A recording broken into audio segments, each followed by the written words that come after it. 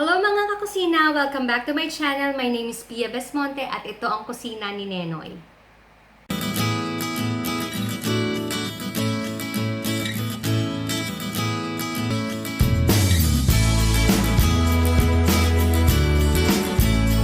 Kamusta po kayong lahat mga kakusina? Another dish ang iluluto natin for today. At this is a simple and very easy to cook dish. Ito po ay ang ginisang upo. So dahil gulay na naman ang lulutuin natin for today, makakasigurado kayo na ito ay swak sa budget, and of course, this is very healthy for the whole family. Kung ikaw ay hindi pa subscriber ng channel na to, be a certified kakusina by clicking on that subscribe button at i-click mo na rin yung tiny bell para notified ka sa mga susunod pa ng mga videos. Mga kakusina, I would like to know your thoughts about this video and about this dish by putting your comments below. And if you have any tips, ideas, suggestions, or kung meron man kayong request na gustong ipaparating, comment lang po kayo. Babasahin po natin lahat yan at susubukan na mapagbigyan. So let's start cooking our ginisang upo, and here are the ingredients.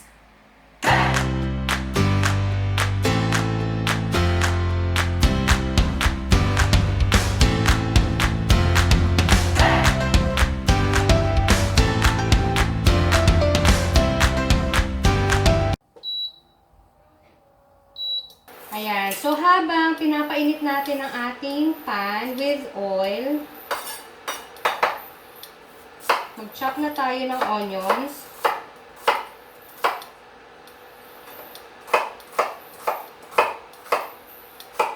Okay. Then, lagay na natin yan sa pan. Then, next natin ang ating garlic.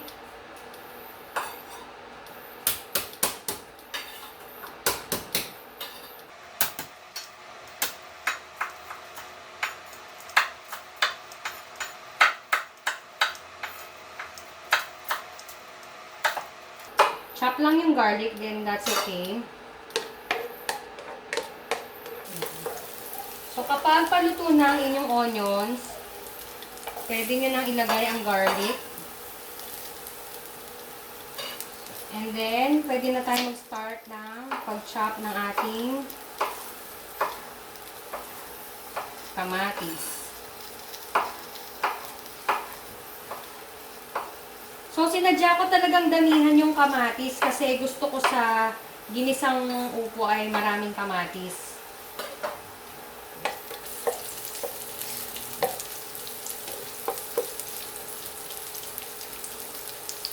Kapag medyo paluto na yung inyong bawang or garlic, you can now add your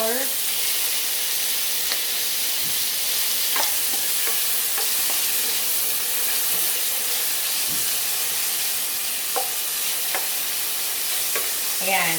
So, kapag ka malapit na rin maluto yung kamatis, hindi mo naman kailangang hintayin maluto na to ng todo kasi iluluto pa natin yung pork. Tama yan.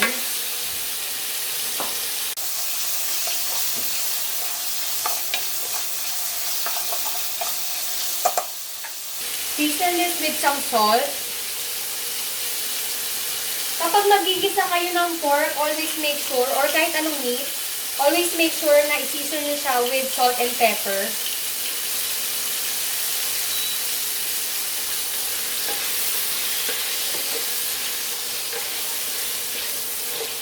Hayaan nyo lang na maluto yung inyong pork.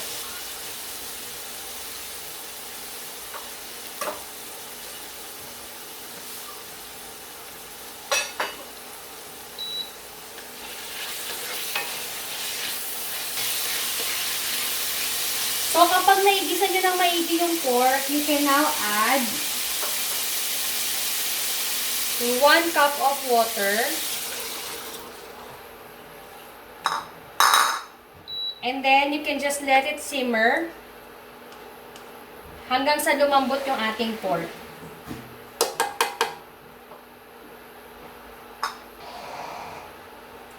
Habang hinihintay ko na kumulo ng kumulo ang ating tubig para lumambot yung baboy, pwede ko nang hiwain ng ating upo.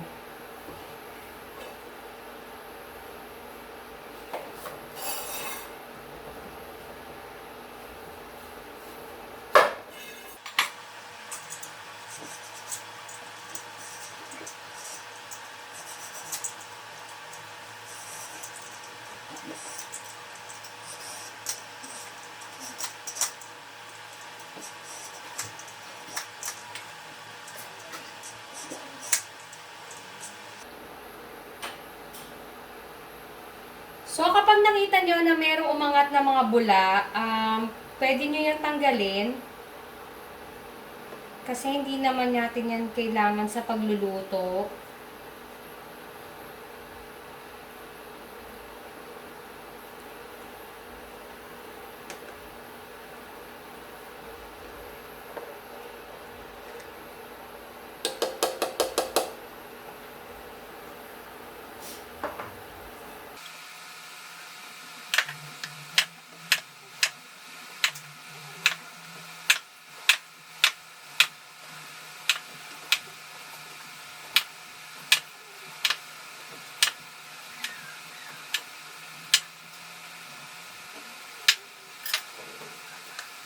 So, ganito yung hiwa ng upo. Ganito siya kakapal. Tapos, pagka iwanan nyo ng ganyan kakapal, pwede nyo siyang hiwain into squares.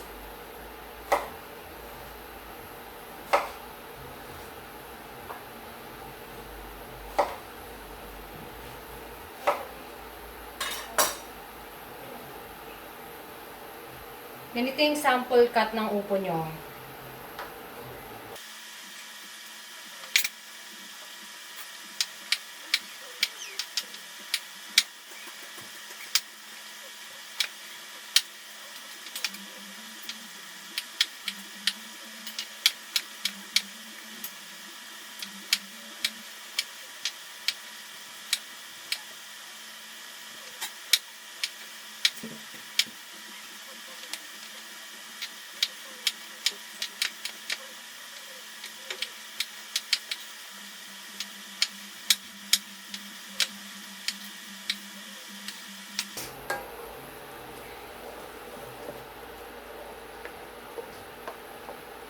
So, after simmering this for roughly 2 to 3 minutes, pwede ko nang ilagay itong 1/4 cup ng patis or fish sauce. Siguro magdadagdag pa ako ng konti pang pepper.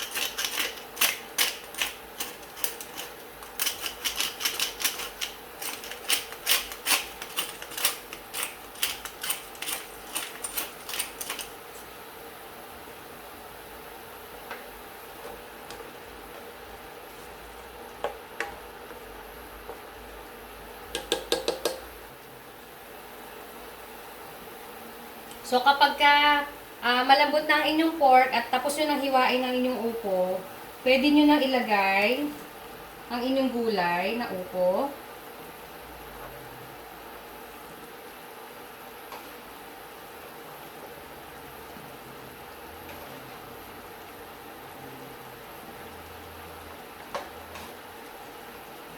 So, sa isang piraso ng upo at 1/4 kilo ng pork, makakagawa na kayo ng ulam para sa buong pamilya, which is very healthy at pasok na pasok sa budget.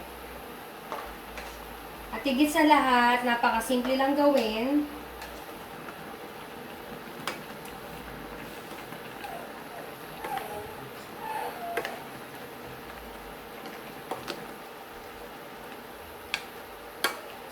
So, just mix this well and hayaan nyo lang na maluto ang upo for about 3 to 5 minutes. That should be good to go. Luto na ang inyong ginisang upo.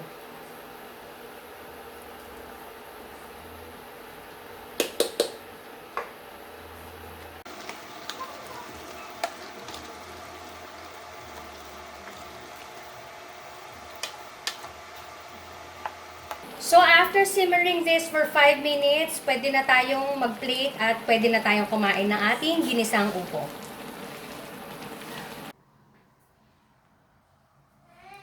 So, here you go mga kakusina, ang ating ginisang upo. Happy cooking!